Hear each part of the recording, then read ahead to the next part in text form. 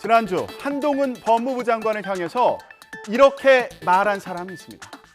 바로 송영길 전 민주당 대표가 자신의 출판 기념회에서 한 말인데요.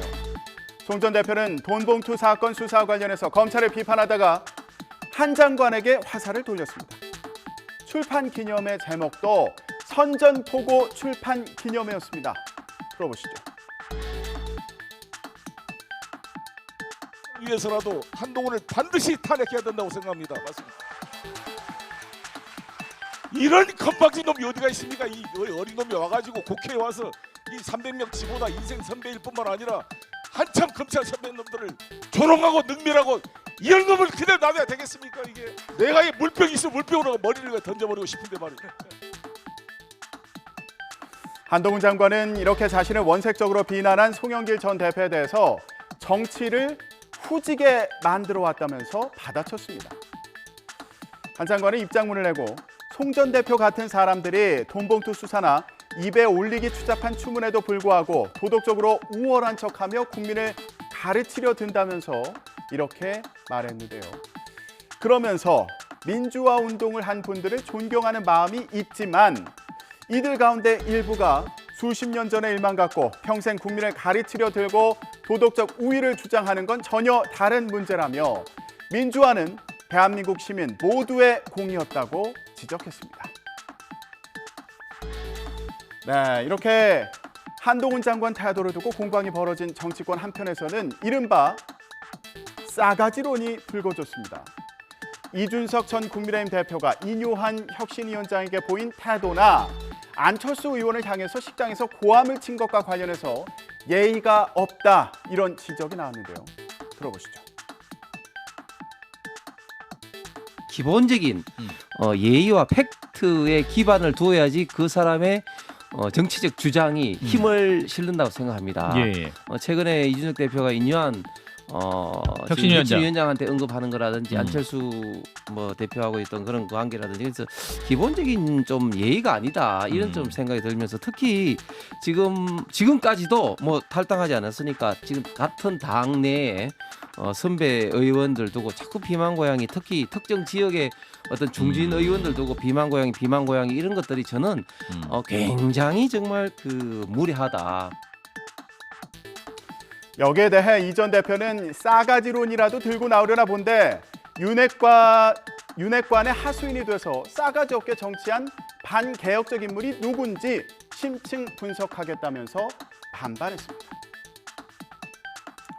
또 대구에서 이준석 바람은 전혀 불지 않을 거라면서 비례대표 정당에 올인하는 게 맞지 않겠냐는 홍준표 대구시장의 지적에는 어려우니까 도전하는 거다 이렇게 답했는데요. 친 이준석계 천하용인 멤버들과의 만남이 공개되면서 이들의 신당 합류 가능성도 제기되고 있습니다. 이준석 전 대표가 창당 의지가 좀 강한 것을 확인했고요. 그다음에 영남 지역의 30여 곳에 대해서 다 공천도 준비해 놓겠다 이런 얘기까지도 했습니다.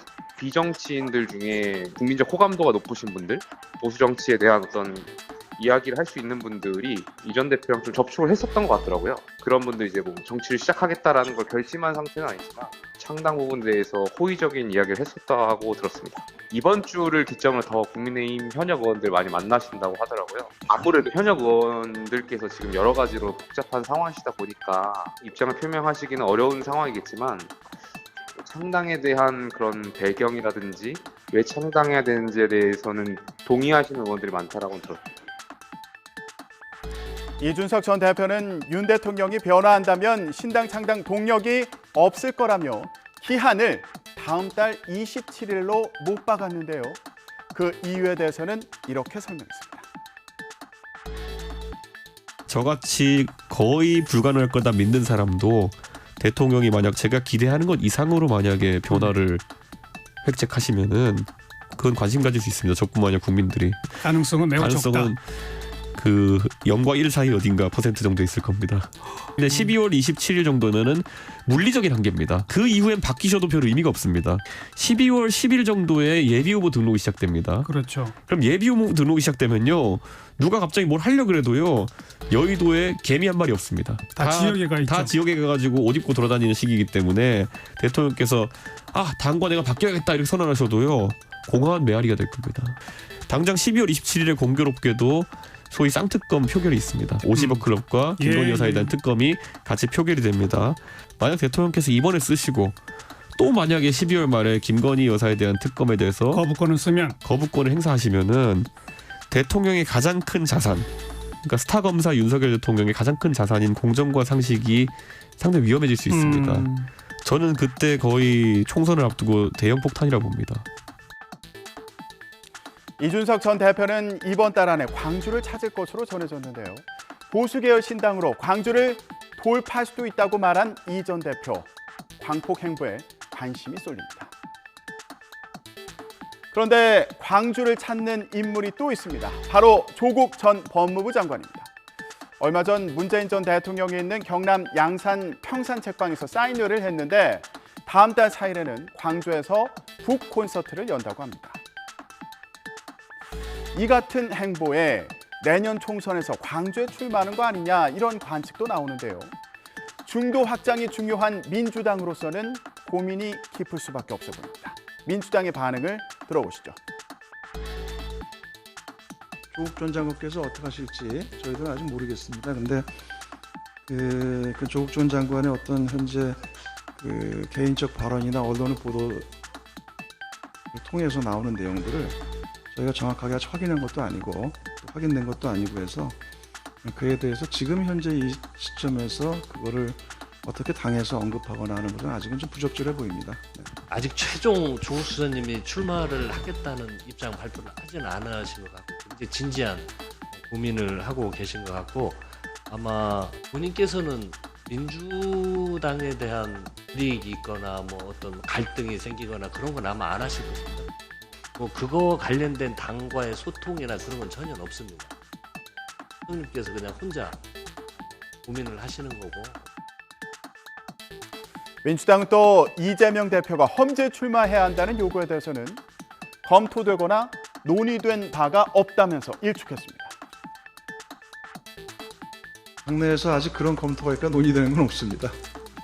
그리고 그 이제 인요한 혁신위에서 이런저런 뭐 안을 던지다 보니까 이제 뭐 당연히 민주당은 어떻게 되냐 뭐 하면서 이제 그러시는 것 같은데 그 저희들은 이미 마련되어 있는 시스템 공천의 틀이 있습니다. 그 시스템 공천의 기본 방향 내에서 총선 기획단이 내년 총선에 필요한 컨셉과 방향, 총선과 관계된 또 비교적 좀 필요한 사항들을 논의하게 될 것인데 국민의힘에서는 이뇨한 혁신위원장이 중진들의 험지 출마를 요구했지만 응답이 없는 상황이죠. 이 위원장은 언론 인터뷰에서 우유 그냥 마실래, 매 맞고 마실래, 말 안 듣는 사람에게는 거침없이 하겠다면서 별소리를 다 할지 모른다고 경고했는데요. 혁신안을 둘러싼 당내 갈등이 심화할지 주목됩니다. 지금까지 전국 브리핑이었습니다.